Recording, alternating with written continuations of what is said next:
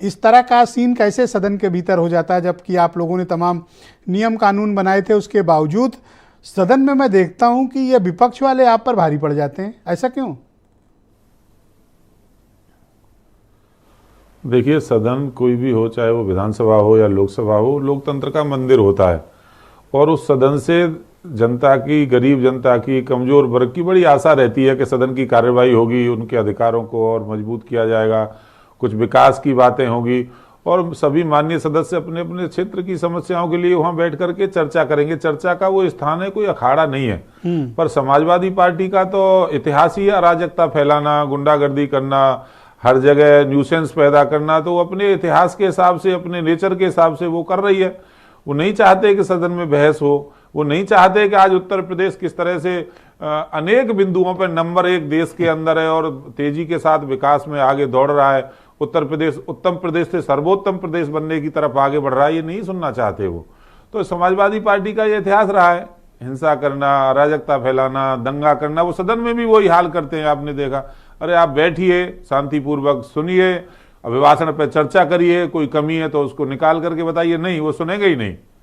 तो अब ये बहस से भाग जाना, बहस से वही भागेगा जिसके पास कोई मुद्दा नहीं होगा। आज समाजवादी पार्टी के पास कोई सरकार के खिलाफ मुद्दा नहीं है, इसीलिए वो बहस से बचना चाहते हैं। एक कोई ऐसा सत्र बता दीजिए जिसमें आप अपोजिशन में रहे हो, मायावती, मुलायम सिंह यादव या अखिलेश यादव की सरकार रही हो और आपने सदन के पहले दिन बवाल न किया हो, आप भी तख्तियां लेके पहुंच जाते थे। उसी परंपरा को ये लोग भी आगे बढ़ा रहे हैं।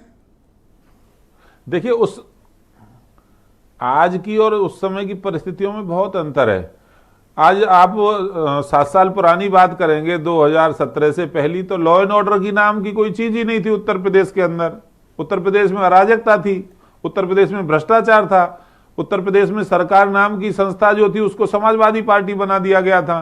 तो उन मुद्दों को उठाने के लिए हम लोग भी कुछ करते होंगे, पर इस तरह का बवाल कभी नहीं किया कि 1 घंटे खड़े होकर के सदन में महामहिम राज्यपाल का अभिभाषण चल रहा है और उनको बोलने नहीं दिया जा रहा है। ऐसा नहीं हुआ है।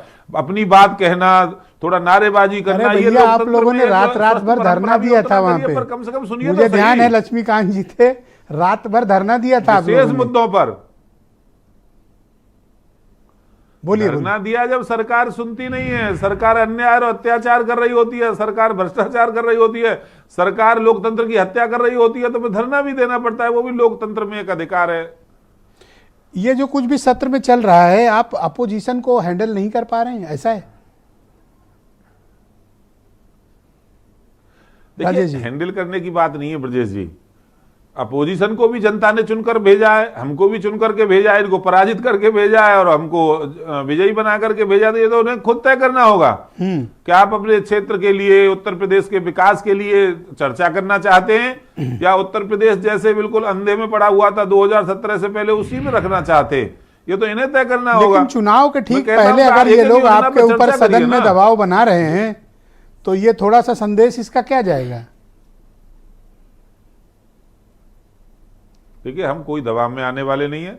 चुनाव की जहां तक आप बात करेंगे, लोकसभा के चुनाव में 80 की 80 सीटें भारतीय जनता पार्टी जीतने वाली है।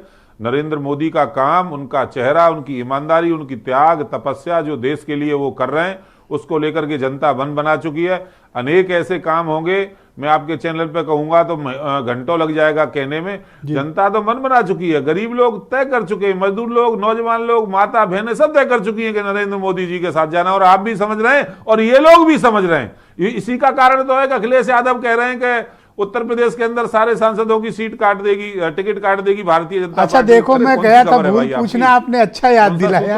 आज जो मीडिया को उन्होंने एक ब्रेकिंग न्यूज दी है, मुद्दा नहीं है तो अनर्गल पलाप करने का काम करते हैं। एक ब्रेकिंग न्यूज दी है कि एक छोड़ सबका कटेगा। अनर्गल पलाप कर रहे हैं वो। अनर्गल, उनके पास कुछ है ही नहीं बोलने को।